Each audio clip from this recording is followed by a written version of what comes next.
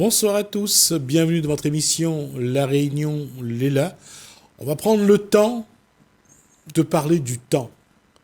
Et même si, à sa façon, Mitterrand disait toujours il faut donner le temps au temps, difficile de contredire Jean-Jacques Goldman quand il dit à tout ce qui nous arrive, mais un peu trop tard, est-ce que le temps de la vie et le temps de l'individu est le même? C'est en zone libre.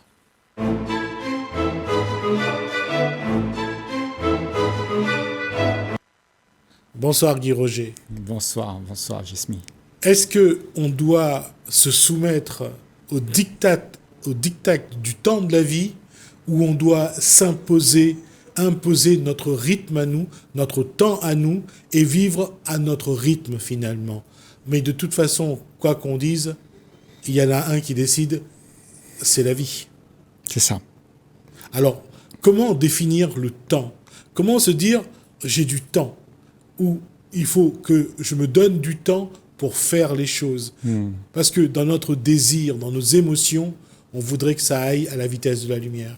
Oui, c'est-à-dire quand tu dis je me donne du temps, c'est quelque chose qui est fait, c'est une psychologie en nous qu'on fait exister, mais qui n'existe pas dans la réalité des faits, ça n'existe pas. Donc je voudrais parvenir à être celui qui est joyeux.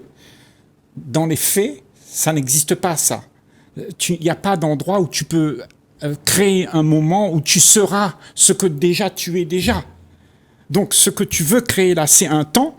C'est ça. Moi, j'appelle ça le temps psychologique. Mais ce temps psychologique, c'est une illusion.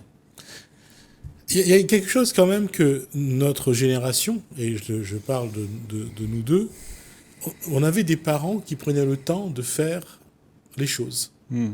La cuisine, de construire, de fabriquer.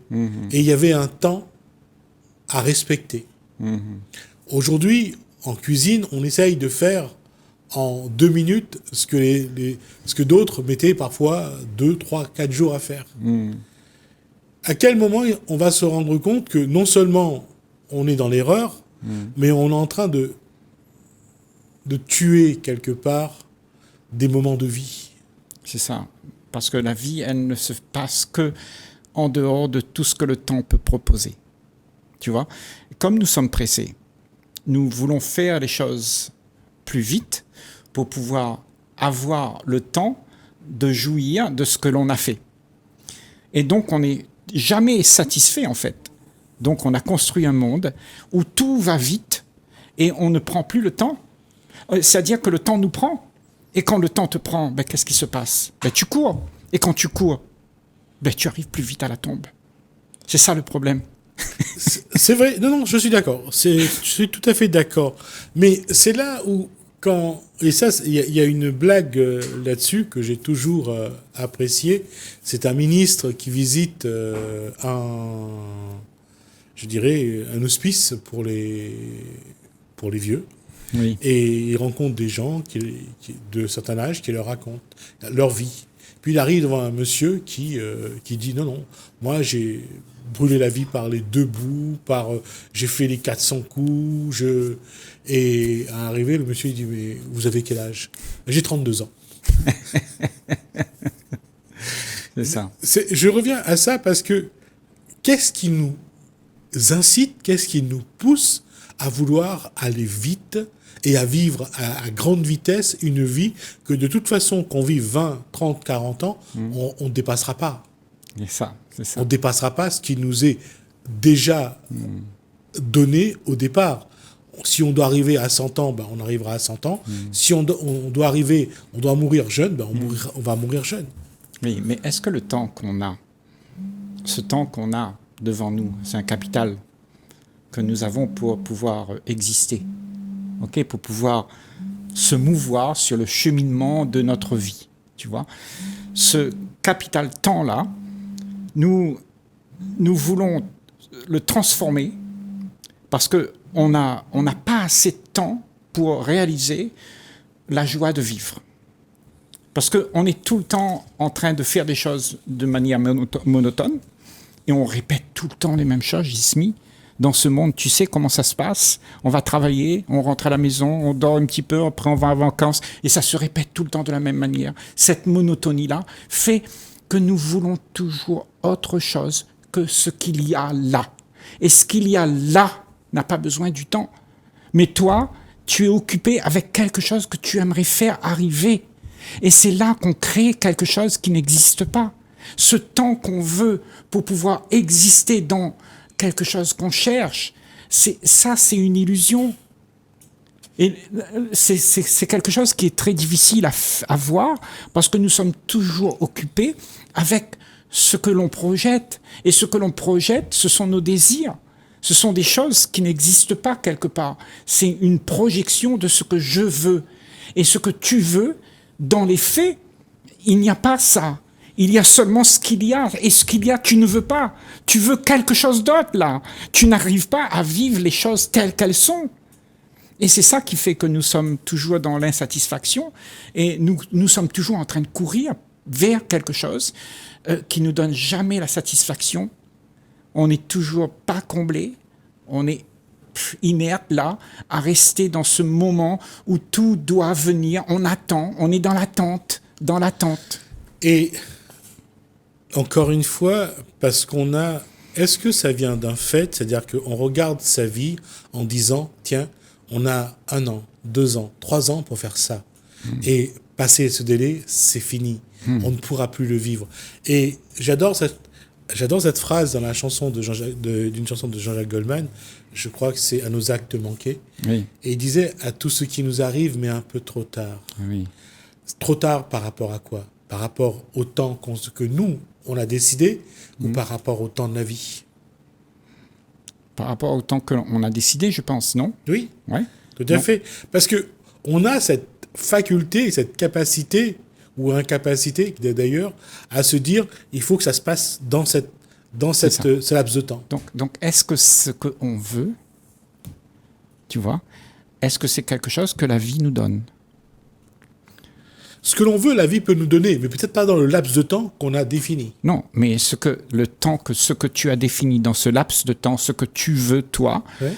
ça, c'est ce que tu veux. Ouais. La vie, elle n'est pas comme ça. La vie, elle n'a pas de commencement, elle n'a pas de fin, elle est toujours là. Et à toi d'aller danser avec elle. Ce n'est pas la vie qui doit venir te donner ce que tu veux. C'est à toi d'aller dans la vie et de danser avec elle. Tu vois? Mais nous avons cette habitude de croire qu'il y a quelque chose qui arrivera. Et de cette croyance-là, de ce que quelque chose arrivera, c'est notre manque de joie, notre vie que nous avons tous les jours dans l'incapacité d'être joyeux, l'incapacité d'être plein avec la joie de vivre, avec tout ce qui nous entoure. Donc, on est dans la vie monotone et ça nous manque. Donc, on veut quelque chose. Et tout ça, c'est ce que la vie n'est pas. La vie n'est pas ça. Ça, c'est la vie que tu veux. Donc, tu as créé une vie que tu veux mettre en place pour pouvoir exister à travers ce que tu veux. Donc, tu existes à ce moment-là. Hein? Tu deviens monsieur un tel, tu as toute la réussite que tu as pu devenir la vie que tu aimerais. Mais en fait, là, il y a une fausseté dans ce qui se passe. Il n'y a pas la réalité des choses. Ce qui se passe, c'est ce que tu voudrais montrer au monde pour que tu puisses exister dans ce laps de temps. Et c'est là qu'on crée le temps. Et alors que le temps, en fait, il n'existe pas. Ce temps psychologique n'existe pas. Quand il y a amour, quand il y a quelqu'un qui est joyeux, tu n'as pas besoin de savoir qu'est-ce qui va se passer demain. Tu es là. Tu es tout simplement là.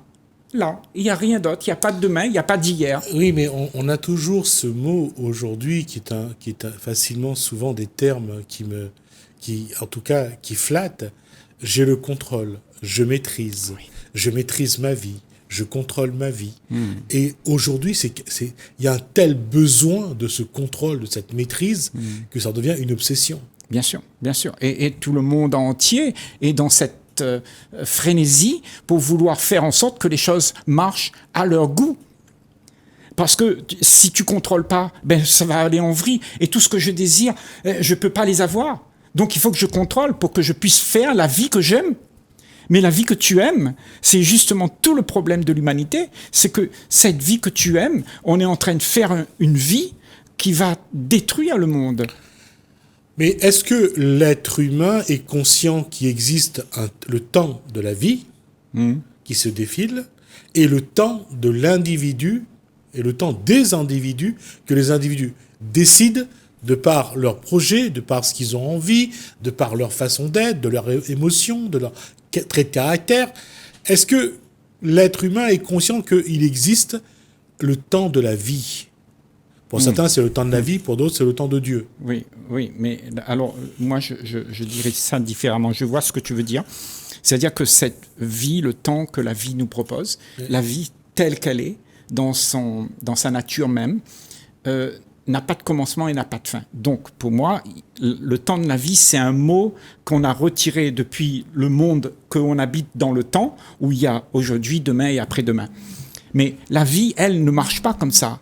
La vie, c'est quelque chose qui n'a pas de commencement, qui n'a pas de fin. Donc, le temps n'existe pas. C'est l'éternité. Tu ne peux pas définir l'éternité avec le temps, puisque ça ne s'arrête jamais. Oui. Okay ? Donc, ce que tu veux définir, c'est ce que tu es. Ce que tu es devenu là, c'est une petite créature minime comme ça, dans un monde éternel, et tu veux définir cette chose-là par rapport à ce que tu penses être. Mais ce que tu penses être est limité, puisque tu n'es pas en contact avec ce qui est immense. Et ce qui est immense, c'est hors du temps. Mais toi, tu vis dans le temps, et tu dis, ah, aujourd'hui j'ai fait ça, et bien demain j'aimerais refaire ça. En fait, quand j'ai posé la question tout à l'heure, c'est que comment un individu doit se poser par rapport au temps qu'il veut définir et au temps que la vie lui impose. Oui. Est-ce qu'il doit accepter le temps de la vie ou il doit définir son temps à lui? Mais Gismi, quand la mort arrive, tu sais, la mort arrivera de toute façon, que tu aimes ou pas. Quand ça arrive, tu peux pas dire à la mort, excuse-moi la mort, j'ai encore deux pages dans mon livre pour finir. Excuse-moi, attends 2 minutes. Tu peux pas faire ça parce que la mort va te dire non, t'as pas, non, c'est allez, pas toi qui décide. Voilà. Donc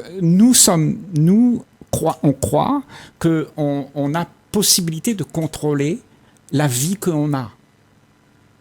La vie que tu as n'est pas à toi.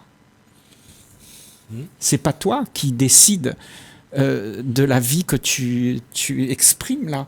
Ce qui s'exprime, ce qui sort de toi, la manifestation de ce que la vie elle est, qui s'exprime à travers ton être, eh ben ça, c'est la beauté, et tu ne peux pas définir ça parce que c'est toi qui vas décider. Parce que à ce moment-là, quand ça s'exprime, il n'y a pas moi. Moi ne peut pas exister. Parce que si moi existe, cette expression ne peut pas être là. D'accord. Tu vois ? Mais l'individu, lui, il existe pour lui. Il est là. Et c'est lui qui importe le plus. C'est ça. Mais lui qui existe là, ce moi qui existe, cet individu, eh ben, c'est quelque chose qu'on a fabriqué pour pouvoir exister, pour se faire valoir, pour être existant. Alors que ce que tu es, la vie, ce que tu es, c'est la vie. La vie, elle n'a pas besoin de se faire valoir. Tu vois ? Mais nous, on a donné beaucoup d'importance à ce qu'on appelle moi. Okay ? Et moi, dans ce monde, est devenu très important. Les gens se glorifient. Moi, je suis un tel, moi, je suis ceci. Mais tout ça, c'est une fabrication de ce qu'on aimerait être. Mais tu ne peux jamais être cela. Tu es rien. Tu es la vie. Et la vie, elle n'a pas besoin que quelqu'un lui dise comment elle doit se comporter. La vie, elle arrive, elle chamboule tout. Tout ce que tu projettes, tout le moi que tu as acquéri en disant que moi j'aimerais faire ça, moi j'aimerais faire ci, eh ben tout ça, la vie viendra et va te mettre des bâtons dans les roues.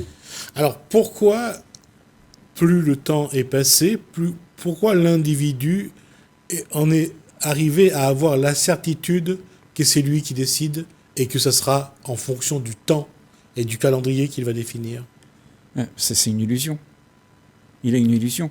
Tu sais, l'individu, il a cette impression qu'il existe. Il s'est donné ce personnage, ce caractère, cette forme, moi, tu vois. Et lui, ça, cette attitude, ce mouvement-là, qui sont le mouvement de toutes nos pensées, eh ben, ça, c'est quelque chose qui veut exister. Et on se donne de la valeur. Et on a peur de ne pas exister. Et ça existe comment? Par rapport à ce que on a conclu. On a fait des conclusions, on a des références, et tout ça nous explique ce que nous sommes. Parce que nous avons repris de nos expériences, et nous avons dit, je suis comme ça. Donc tu te rappelles comment tu es, et tu fais l'image de ce que tu es. Tu vois? Mais c'est une image du passé, c'est une image de ce que tu as été, mais ce que tu es. C'est maintenant que ça se passe. Et ça n'a rien à voir avec le passé. C'est seulement la vie qui est là maintenant, qui se manifeste à travers ton être. Ça, c'est le vrai toi. Autrement, tout est illusion. Tout ce que tu voudrais être, c'est de l'illusion. Alors, qu'est-ce qui explique que l'être humain se fait tellement d'illusions à travers ses choix, à travers ses postures, à travers ce qu'il a envie, à travers ce qu'il croit créer? L'être humain vit de plus en plus dans une bulle, oui. Et apparemment, il n'en est pas prêt de sortir. Ben, c'est-à-dire que, tu vois, dans cette bulle, on se sent réconforté, on se sent en sécurité. Et pourquoi on veut être dans cette bulle en sécurité? On cherche à avoir la sécurité tout le temps. Ça, c'est notre cheval de bataille, la sécurité. Devenir quelqu'un, être celui qui prône au-dessus de la mêlée, tu vois. Donc, on veut être ça, tu vois. Et quand on fait tout ça, eh ben, on est en train d'essayer de mettre la peur sous le boisseau. On est en train d'essayer d'éradiquer l'angoisse qu'il y a d'être face à ce que l'on est pour de vrai. Et ce que tu es pour de vrai, c'est rien. Donc ça te fait peur. Parce que tout le monde te dit qu'il faut être quelqu'un. Et donc on a pris l'habitude de devenir ce que le monde veut voir. Donc tu montres aux gens ce que les gens veulent voir. Et à ce moment-là, tu es faux, tu n'es pas vrai. Oui, mais à quel moment? Parce que derrière tout ça, lorsqu'il y a l'illusion, lorsqu'il y a la bulle, il y a malgré tout une souffrance. Autant l'homme peut créer un cocon le plus sûr possible, oui. Mais malheureusement, pour le savoir qu'on a, oui. La souffrance psychologique... C'est ça. Parce que dans cette souffrance, Jismi, il y a la dualité. Quand tu fais ça, quand tu te réconfortes, de ne pas voir ce qu'il y a pour de vrai, tu crées une barrière entre ce qui est vrai et ce que tu penses. Toutes ces pensées-là font des barrières entre toi et l'inconnu. Et à ce moment-là, ben, tu es perdu. Tu souffres parce que tu es dans la dualité, tu n'es pas vrai, il y a quelque chose qui titille là-dedans. Ça me fait penser un petit peu à l'histoire de Bouddha, que son père a voulu protéger. C'est dans un film de Bernardo Bertolucci, Little Buddha. Et dans cette histoire-là, le père protège vraiment son fils. Le père est un roi, le fils est un prince indien. Oui. Et son père essaye vraiment de bien le protéger. Et quand il découvre qu'il existe la maladie, la vieillesse, la violence, et il en est totalement perturbé. Oui.